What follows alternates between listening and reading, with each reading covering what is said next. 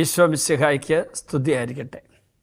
റോമാലേഖനം 12-ാം അധ്യായത്തിൻ്റെ 2-ാം തിരുവചനത്തിൻ്റെ ആദ്യ ഭാഗമാണ് കഴിഞ്ഞ 2 എപ്പിസോഡുകൾ നമ്മൾ ധ്യാനിച്ചത്. നിങ്ങൾ ഈ ലോകത്തിന് അനുരൂപരാകരുത്. ഞാനൊരിക്കൽ ഒരു ധ്യാനത്തിന് പോയ അവസരത്തിൽ അവിടെ ഭക്ഷണം ഒരുക്കിയിരുന്നത് അതിൻ്റെ കൺവീനറുടെ വീട്ടിലാണ്. നോമ്പുകാലമായിരുന്നു അത്. ഞാനവിടെ ചെന്ന് ഭക്ഷണത്തിന് ഇരുന്ന് കഴിഞ്ഞപ്പോഴാണ് ഞാനൊരു കാര്യം ശ്രദ്ധിച്ചത്. എല്ലാ നോൺ വെജ് വിഭവങ്ങളും മേശപ്പുറത്ത് നിരന്നിരിക്കുന്നു. സമ്പന്ന കുടുംബമാണ് അവർ. എന്തൊക്കെ നോൺ വെജ്, കോഴി, താറാവ്, പന്നിയിറച്ചി തുടങ്ങി എല്ലാം ഉണ്ട്. അപ്പോൾ ഞാൻ ഇരുന്ന് കഴിഞ്ഞതിന് ശേഷം, പ്രാർത്ഥന കഴിഞ്ഞിരുന്നതിന് ശേഷമാണ് ഞാൻ ഈ ഭക്ഷണങ്ങളിലേക്ക് നോക്കിയത്. അപ്പോൾ തന്നെ എനിക്ക് മനസ്സിലായി നോമ്പുകാലത്തിൻ്റെ യാതൊരു തരത്തിലുള്ള ഒരു അവസ്ഥയല്ല അവിടെ ഉള്ളത്.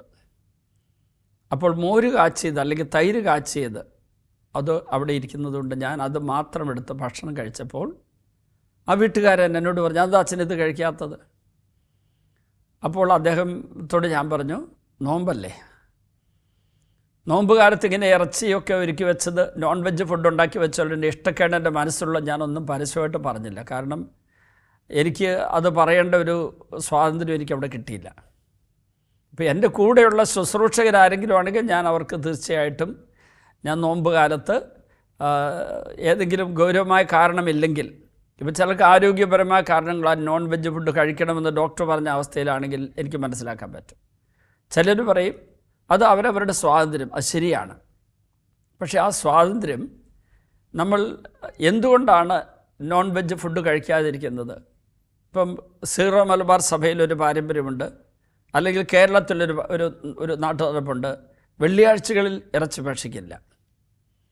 ഇന്ന് വിദേശ രാജ്യങ്ങളിലും മറ്റ് പല സ്ഥലങ്ങളിലും അങ്ങനെ ഇല്ല, വെള്ളിയാഴ്ച ഇറച്ചി കഴിക്കും. പക്ഷേ വെള്ളിയാഴ്ച ഇറച്ചി വേണ്ട, ഇറച്ചി വിലക്ക് എന്ന വാക്യം ഉപയോഗിക്കുന്നില്ല. നമ്മൾ തന്നെ സ്വയം അത് വേണ്ടെന്ന് വയ്ക്കുന്നതായിരിക്കണം, അല്ലാണ്ട് അധികാരികൾ വിലക്കിയതുകൊണ്ട് കഴിക്കാതിരിക്കുന്നതാകരുത്. അങ്ങനെ ഇഷ്ടമില്ലാതെ ഞാൻ അവിടെ കഴിക്കാതിരിക്കുമ്പോൾ എന്ന് പറഞ്ഞാൽ ഈ കഴിക്കാതിരിക്കുന്ന, അത് ഒഴിവാക്കുന്ന, abstaining from the non veg food എന്ന് പറയുന്ന ആ പുണ്യം ഇഷ്ടമില്ലാതെ ഞാൻ പാലിച്ച അത് പുണ്യമല്ല. അത് എൻ്റെ സ്വന്തം തീരുമാനമായിരിക്കണം, ഒരു നല്ല ലക്ഷ്യത്തോടെ ആയിരിക്കണം. അപ്പോൾ അദ്ദേഹത്തിന് വളരെ ഇഷ്ടക്കേട് തോന്നി. അദ്ദേഹം പറഞ്ഞു, നിങ്ങളെപ്പോലുള്ള അച്ഛന്മാർ മനുഷ്യരെ ബുദ്ധിമുട്ടിപ്പിക്കാൻ വേണ്ടി തന്നെ കുറേ നിയമങ്ങളുണ്ടാക്കി വെച്ചിട്ടുണ്ട് എന്നൊക്കെ പറഞ്ഞ് അദ്ദേഹം ഒരു ചെറിയ പ്രസംഗം ആരംഭിച്ചു. അപ്പം ഞാൻ ഉടനെ, അതുവരെ ശാന്തമായിരുന്ന ഞാൻ പെട്ടെന്ന് പറഞ്ഞു, പ്ലീസ് നിർത്താൻ പറഞ്ഞു. എന്നിട്ട് ഞാൻ പറഞ്ഞു, ഞാൻ കഴിക്കുന്നില്ല, ഞാൻ നിങ്ങളോട് കഴിക്കരുതെന്ന് പറഞ്ഞുമില്ല. പൊതുവേ നമ്മൾ നോമ്പ് കാലത്ത് മാംസഭക്ഷണങ്ങൾ ഉപേക്ഷിക്കുന്ന പതിവ് നമ്മുടെ ഈ സമുദായത്തിലുണ്ട്. അപ്പോൾ ഇവിടുത്തെ ഒരു കൺവെൻഷൻ്റെ കൺവീനർ എന്ന നിലയ്ക്ക് താങ്കൾക്കത് സ്വീകരിക്കാനുള്ള ഒരു ഉത്തരവാദിത്വം ഉണ്ടെന്നാണ് എനിക്ക് തോന്നുന്നത്. പക്ഷേ ഞാൻ ഒന്നും പറഞ്ഞില്ലല്ലോ. ഞാൻ കഴിക്കാതിരുന്നപ്പോൾ എന്നെ താങ്കൾ കുറ്റപ്പെടുത്തുകയാണ്, എന്നിട്ട് സഭയുടെ ഒരു പാരമ്പര്യത്തെ താങ്കൾ എതിർക്കുകയാണ്. ഞാൻ പറയുന്നില്ല നോമ്പ് കാലത്ത് ആരെങ്കിലും ഇറച്ചി കഴിച്ചതുകൊണ്ട് അത് മാരകപാപമാകും എന്നൊന്നും ഞാൻ പറഞ്ഞിട്ടില്ല. അവിടെ നമ്മളൊരു പരിത്യാഗം ഏറ്റെടുക്കുകയാണ്. അതായത് രുചികരമായ ഭക്ഷണം, ആശാനിഗ്രഹം എന്ന് പറയുന്ന ഒരു കാര്യമുണ്ട്, മോട്ടിഫിക്കേഷൻ എന്ന് ഇംഗ്ലീഷിൽ പറയുന്നൊരു കാര്യം. നമുക്ക് രുചികരമായ ഭക്ഷണം അത് വേണ്ടെന്ന് വെച്ചുകൊണ്ട്, അല്ലെങ്കിൽ ഏതെങ്കിലും ഒരു നേരത്തെ ഭക്ഷണം വേണ്ടെന്ന് വെച്ച് നമ്മുടെ ശരീരത്തിന് ആവശ്യമായ, നിലനിൽപ്പിന് ആവശ്യമായ ഭക്ഷണം കഴിക്കുന്നുണ്ട്, അതിൽ ചില നേരത്തെ ഭക്ഷണങ്ങൾ വേണ്ടെന്ന് വെച്ചുകൊണ്ട് ഉപവസിക്കുന്നു. എന്തിനു വേണ്ടിയാണ്? ഒരു ഉപരി നന്മയ്ക്ക് വേണ്ടി. അപ്പോൾ ഈ ലോകത്തിന് അനുരൂപരായി ജീവിക്കുന്ന വ്യക്തികളെ സംബന്ധിച്ചിടത്തോളം ചില കാര്യങ്ങൾ അവർക്ക് മനസ്സിലാക്കാൻ പറ്റില്ല. എന്തുകൊണ്ട് പുരോഹിതര് ബ്രഹ്മചര്യം അനുഷ്ഠിക്കണം? എന്തുകൊണ്ട് കുറേ യുവതികൾ അല്ലെങ്കിൽ സ്ത്രീകൾ കന്യാവ്രതം എടുത്ത് സന്യാസ ജീവിതം നയിക്കണം? എന്തുകൊണ്ട് നോമ്പ് കാലത്ത് മാംസഭക്ഷണങ്ങൾ, മാംസ വിഭവങ്ങൾ വേണ്ടെന്ന് വെക്കണം? ഇതവർക്ക് മനസ്സിലാവില്ല. കാരണം ദൈവരാജ്യത്തിൻ്റെ ശോഭ അവർ കണ്ടിട്ടില്ല, ദൈവരാജ്യത്തിൻ്റെ അർത്ഥം അവർ ഗ്രഹിച്ചിട്ടില്ല, ദൈവരാജ്യത്തിൽ അവർ കാല് ചവിട്ടിയിട്ടില്ല. ഏറ്റവും വലിയ കൽപ്പന ഏതാണെന്ന് ഈശോയോട് ചോദിച്ചു. ഈശോ ഏതാണ് ഏറ്റവും വലിയ കൽപ്പനയെന്ന് പറഞ്ഞു.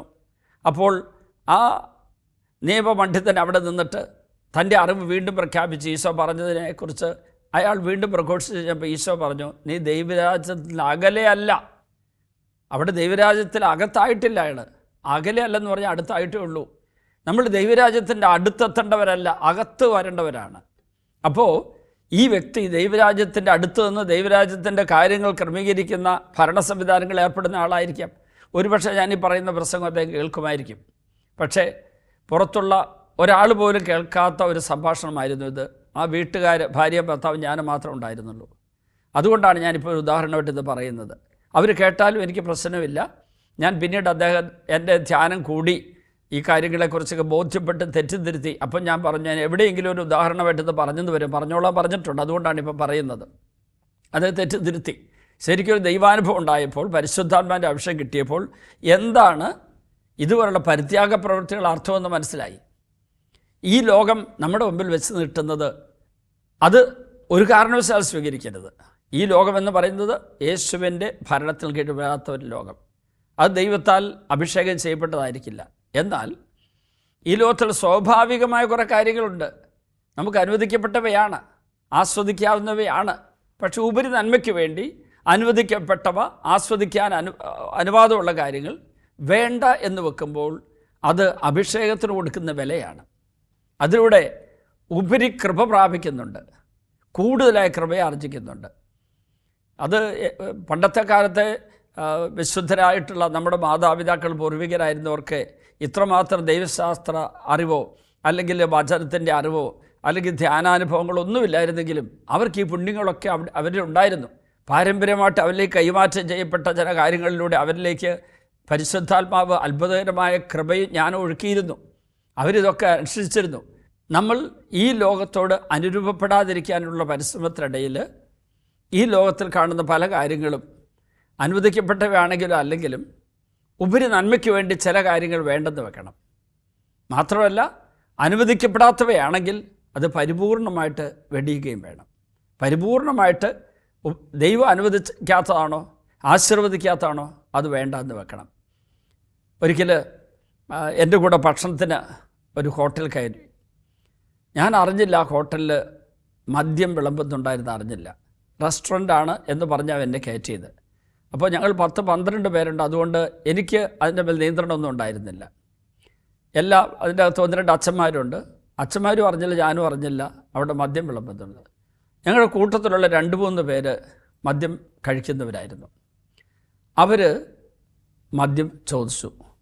മദ്യം കൊണ്ട് വിളമ്പുന്ന സമയത്താണ് ഞാൻ കണ്ടത്. എൻ്റെ മണം എൻ്റെ മൂക്കിൽ വന്ന ഉടനെ ഞാൻ ചോദിച്ചു, എന്താ ഇത് മദ്യം വിളമ്പുന്നുണ്ട് ചോദിച്ചു. ഉടനെ അവർ പറഞ്ഞു, അച്ഛാ കുറച്ചേ എടുക്കുന്നുള്ളൂ, ഓരോ പെഗ് മാത്രം എന്ന് പറഞ്ഞു. ഞാൻ പറഞ്ഞു, അങ്ങനെയാണ് ഞാൻ ഇപ്പം തന്നെ ഇവിടെ നിന്ന് ഇറങ്ങിപ്പോകുമെന്ന് പറഞ്ഞു. ഞാൻ വൈദിക വസ്ത്രം ധരിച്ചിട്ടുണ്ട്.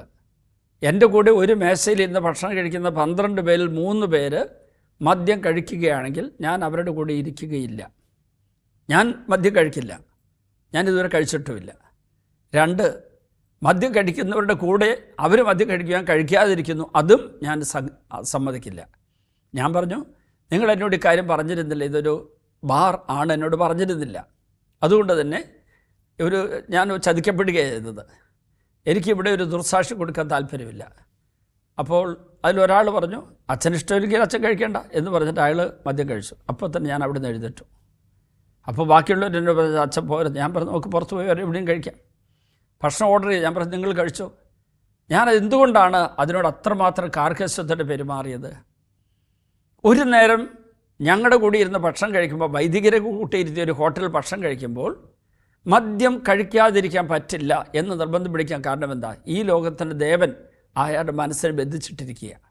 അങ്ങനെയുള്ളവരുടെ മനസ്സിനെ ബന്ധിക്കുമ്പോൾ അതാണ് 2 കൊരിന്തോസ് 4:3-4 ഈശോ പൗലോസ്ലീഹ വഴി പരിശുദ്ധാത്മാവ് പറഞ്ഞത്, ഞങ്ങളുടെ സുവിശേഷം നിഗൂഢമായിരിക്കുന്നതിൽ നാശത്തിലേക്ക് ചരിക്കുന്നവർക്ക് മാത്രമാണ്. എന്തെന്നാൽ ഈ ലോകത്തിൻ്റെ ദേവൻ അവിശ്വാസികൾ അവരുടെ മനസ്സിനെ അന്ധമാക്കിയിരിക്കുന്നു.